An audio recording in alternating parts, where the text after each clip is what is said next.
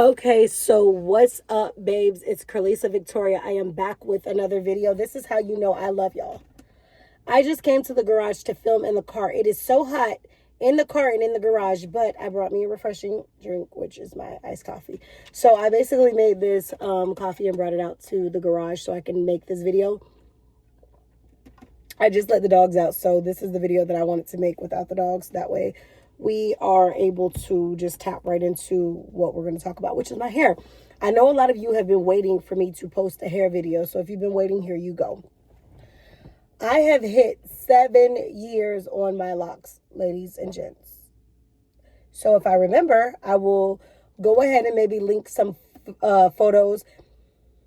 This is going to take a while. My uploads have been acting weird when I upload, so I'm not sure where this video is going to get, but if I remember, which that's the goal, I want to insert some photos from the beginning of my journey all the way up until now so that you guys can see how much my hair has grown. Now, honestly, with this 7-year update, I hit 7 years on July 1st, 2026, but I made a video, never posted it. Don't know if I'm going to post it, but now I'm talking about it. Even though we're in the month of July, I'm just going to talk about my hair now. So the things that I would just say to really honestly understand, when you look at my hair, it's layered. First of all, when I started these locks, I layered it, right? I started some with shorter in the front, longer in the back, and the layers have grown out, etc. Now, where you see that there are a lot of curly ends, because so many people ask me if this is my real hair or not, where you see there's a lot of curly ends that kind of give that boho like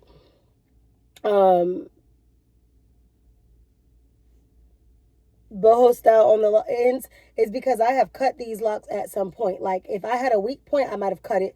If I had just like a little spot that looked like it needed to, I cut it. So you were noticing the curls because of cuts throughout the 7 years, right?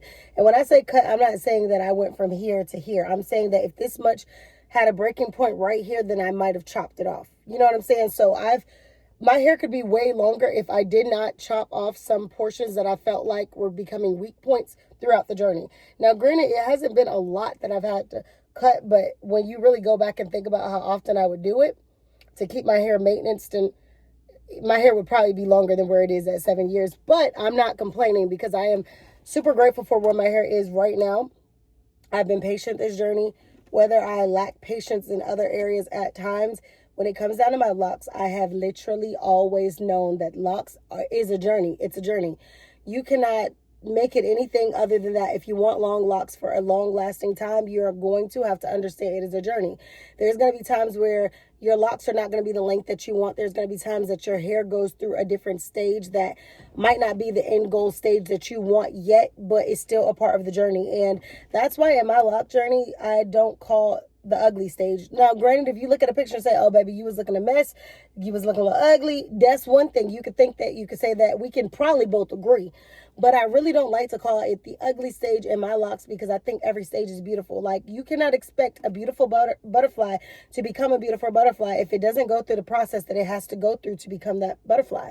The cocoon, the everything that's wrapped up in the process of a butterfly to become that beautiful thing is essential for it to become that beautiful thing.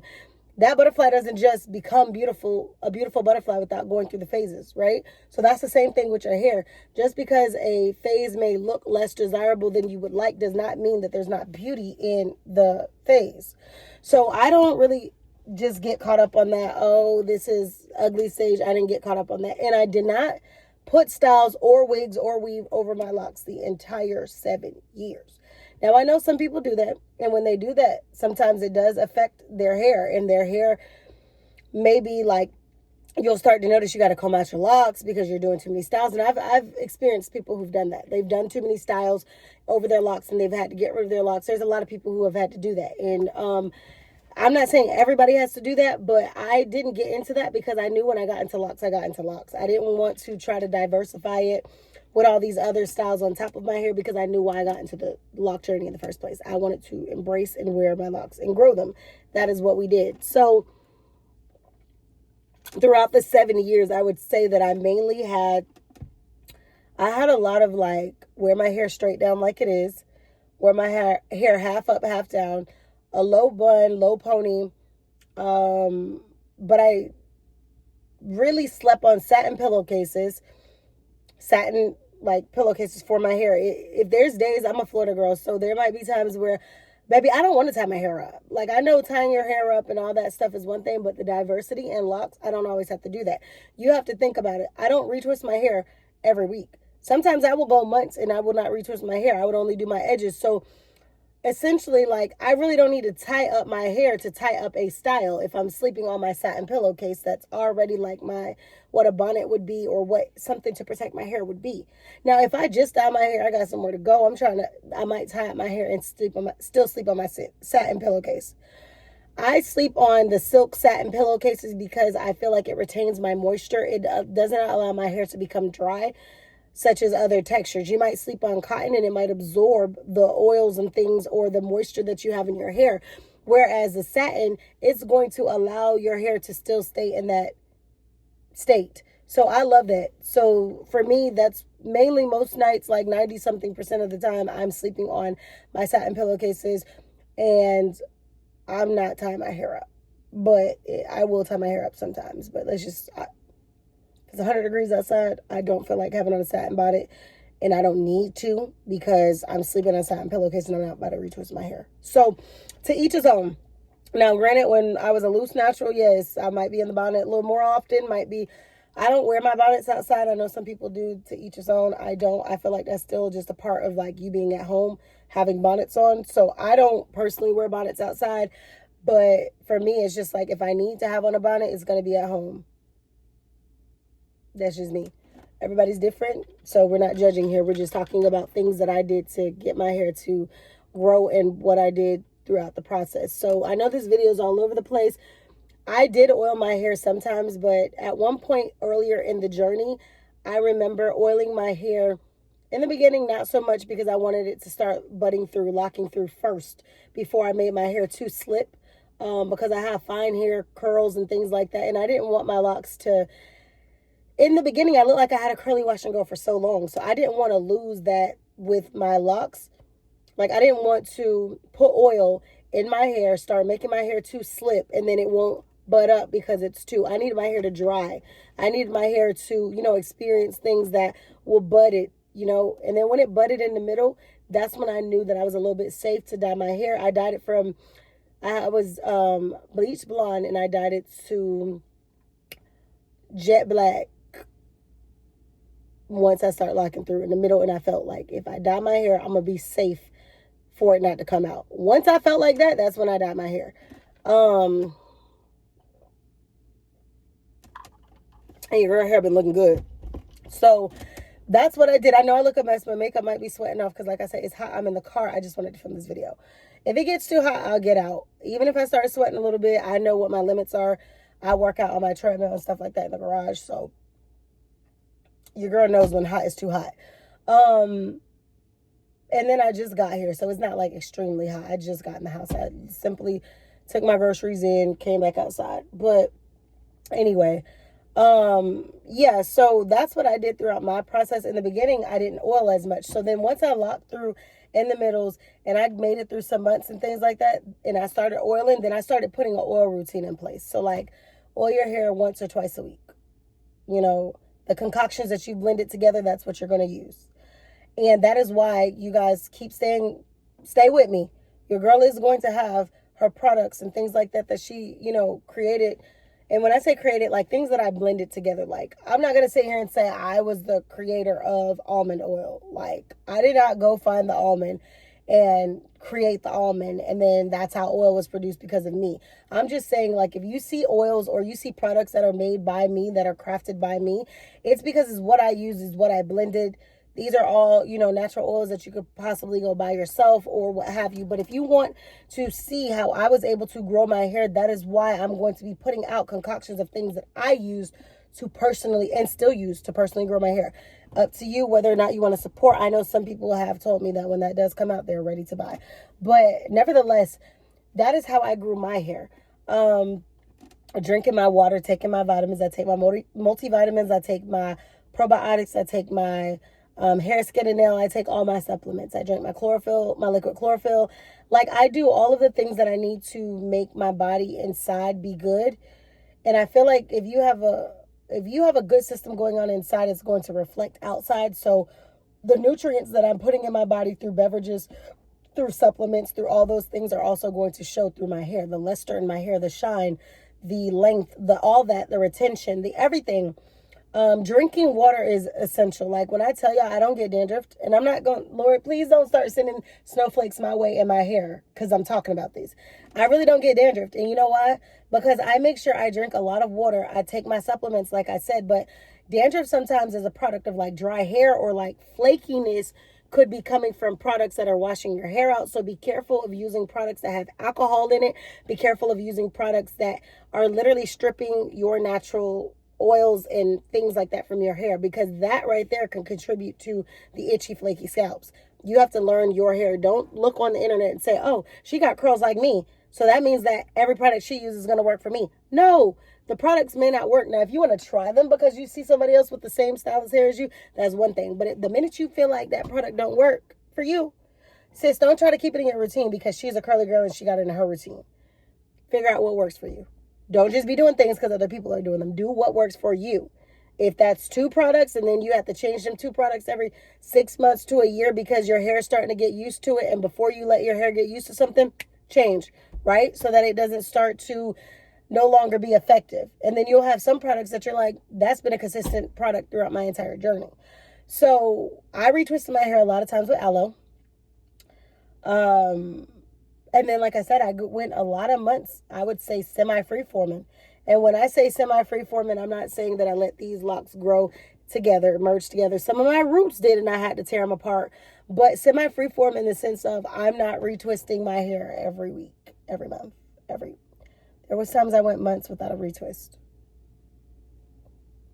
I would wash my hair often, and then I would just do my edges and things like that, wear it half up, half down, or whatever I felt the need to do. You don't have to think that your hair is going to be super long or always have to look super styled and pretty with locks. Like, if that's your goal for locks, baby, ask yourself if locks is really for you. Because you might find yourself sitting here retwisting your hair so often that your hair starts to thin. And when your hair starts thinning, then you're going to be like, oh, wow, I don't want to keep my hair locked for the next 7 years because my locks are starting to thin. Well, sis, you tried to be a baddie every 3 days and retwist your roots. And that was giving you tension, and that was not giving you what your hair needed. So I'm not saying you have to go months and months with no retwist. Like I said, maybe once every 2 weeks, maybe once a month, maybe whatever. Get acclimated with styles that you can do that can allow you to either do your edges. If you can't do the swoopy swoop whoops, or you feel like your edges don't stay, at least get a product that will allow you to push your edges back. You know what I mean? Make yourself look presentable. Because I could tell you, baby, I think I would be thinning. I don't want to say bald-headed because I ain't never really been a bald-headed type.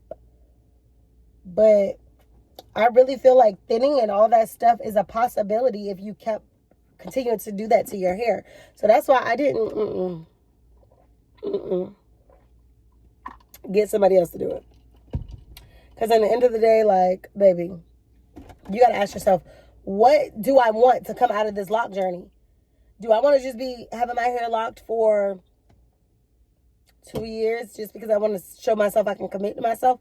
I want to have my hair locked for 3 years because I want to do it in thick locks because I know that locks make your hair grow faster. A lot of people feel their hair grow faster in locks.